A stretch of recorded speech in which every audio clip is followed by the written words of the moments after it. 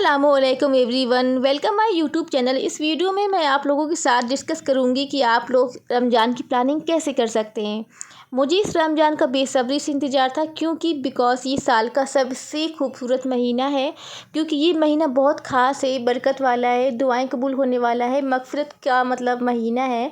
तो आप ख़ास करके ये दुआ इस महीने में आप जितना करेंगे तो आपके लिए बहुत ही ज़्यादा बेनिफिट होने वाला है।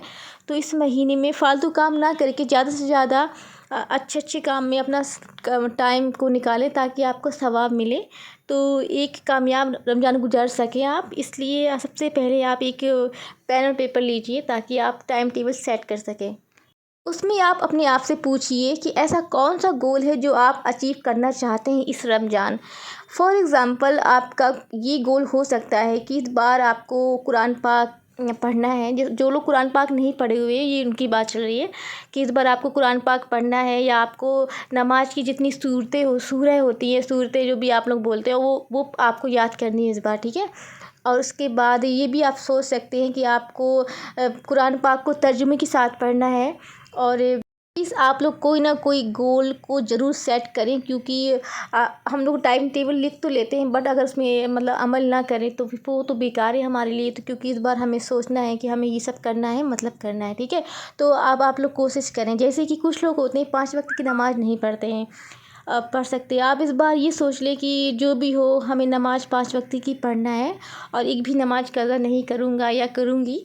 तो सेम टाइम अगर कोई भी दूसरा बंदा है वो नमाज़ पढ़ता है 5 टाइम की, तो उसके लिए तो कोई बड़ी बात नहीं, वो तो डेली नमाज़ पढ़ता है। लेकिन ये उनके लिए जो लोग नमाज़ नहीं पढ़ते हैं, तो आप लोग इस बार सोच सकते हैं कि नहीं, मुझे इस रमज़ान नमाज़ पढ़ना है, क्योंकि मैं नमाज़ नहीं कज़ा करूँगी, मैं अपने अल्लाह को राज़ी करूँगी, कैसे भी करके अपने रब को मनाना है, ठीक है, दुआ मांगना है बहुत। सेकंड है कि आप कोई ख़ास दुआ पढ़ें इफ़्तार के वक्त, तहज्जुद के वक्त। हमारे नबी करीम सल्लल्लाहु अलैहि वसल्लम बहुत अच्छी दुआएं पढ़ते थे, जो जिनमें से बहुत सारी दुआएं हैं। आप कोई भी एक दुआ पढ़ सकते हैं, लेकिन अगर आपको कोई दुआ नहीं आती है तो मैं आपको कोई दुआ ख़ास बताने वाली हूँ, तो आप लोग उसे गौर से सुनिएगा, ठीक है। वो दुआ ये है कि अल्लाहुम्मा इन्नका अफ़ुव्वुन तुहिब्बुल अफ़्वा फ़अफ़ु अन्नी। इस तर्जुमा इसका ये है, या अल्लाह तू माफ़ करने वाला है, माफ़ करने को पसंद करता है, तो मुझे माफ़ कर दे। और भी दुआएं हैं जैसे कि इस्तग़फ़ार हो गया, पहला कलमा हो गया, एक सुबहानल्लाह बिहम्दिही सुबहानल्लाहिल अज़ीम, और आयत करीमा ला इलाहा इल्ला अंता सुबहानका इन्नी कुन्तु मिनज़ ज़ालिमीन। और चौथा कलमा है जो कि तीसरा कलमा है। और ये सब आप लोग जो भी हो सके, आपसे जितना हो सके, दरूद शरीफ है, आप लोग कुछ भी अपने ज़िक्र अज़कार में, तस्बीह में कुछ भी आप पढ़ सकते हैं। तो अगर आप ये लोग पढ़ेंगे तो आप लोग को बहुत अच्छा अंदर से फ़ील होगा, बहुत अच्छा सुकून महसूस होगा। फोर्थ है कि आपके पास एक बड़ी चादर होनी चाहिए। अगर आप लेडीज़ हैं, हमें आपके लिए बात कर रहे हैं, अगर आप जेंट्स हैं तो आपके लिए तो फिर आप टोपी होनी चाहिए ठीक है। तो आपके पास एक चादर होनी चाहिए, जानमाज़ होनी चाहिए, और एक कुरान पाक होना चाहिए जो ट्रांसलेटेड हो, आप उसको अच्छे से तर्जुमे के साथ समझ सकें। क्योंकि कुरान पाक पढ़ना तो आसान है, अगर आप उसको तर्जुमा के साथ पढ़ेंगे तो आपको डबल सवाब मिलेगा। और आपको पता है ना, रमज़ान शरीफ में कुछ भी पढ़ने का सवाब 70 गुना ज़्यादा मिलता है। तो आप सोचिए, अगर आप कुरान शरीफ को ट्रांसलेट के साथ पढ़ेंगे तो आपको कितना सवाब मिलेगा, और आप समझ भी जाएंगे कि अल्लाह हमसे क्या कहना चाहता है, और हम अल्लाह के बताए हुए नेक रास्ते पे अमल कैसे करें। उसके बाद हमारे पास एक तस्बीह होनी चाहिए जिससे हम अपने ज़िक्र अज़कार की तस्बीह कर सकें। जैसे कि आपको हमने भी बताया, सुबहानल्लाह बिहम्दी सुबहानल्लाहिल अज़ीम, पहला कलमा, इस्तग़फ़ार, और आयत करीमा, दरूद शरीफ। ये सब जो आपको आता हो, जो आपको बेस्ट लगता हो, इनमें से आपको जो, या आप सब कर सकते हैं। आप सोच सकते हैं कि मुझे इतने बार ये कलमा पढ़ना है, 500 बार, 400 बार, 300 बार। आपको एक बात पता है, 313 बार अगर आप पढ़ेंगे तो आपका ये कसरत से दरूद शरीफ अगर आपने पढ़ी तो आपका कसरत से पढ़ा माना जाएगा। अगर आपने कम से कम 200 बार पढ़ा, ये नॉर्मल चंद बार हो माना जाएगा, ठीक है। आप डिजिटल तस्बीह का भी यूज़ कर सकते हैं अपने तस्बीह पढ़ने के लिए। जैसे कि कुछ लोगों के पास होता नहीं है तो वो लोग अपने पास रखते हैं, कुछ काउंट वाली तस्बीह होती है, वो भी यूज़ कर सकते हैं। के बाद आप एक ज़कात का भी मतलब कैलकुलेट कर लें किस किस को कितनी ज़कात देना है। आपके पूरे साल की इनकम का 2.5% यानी कि 2.5% ज़कात देना होता है।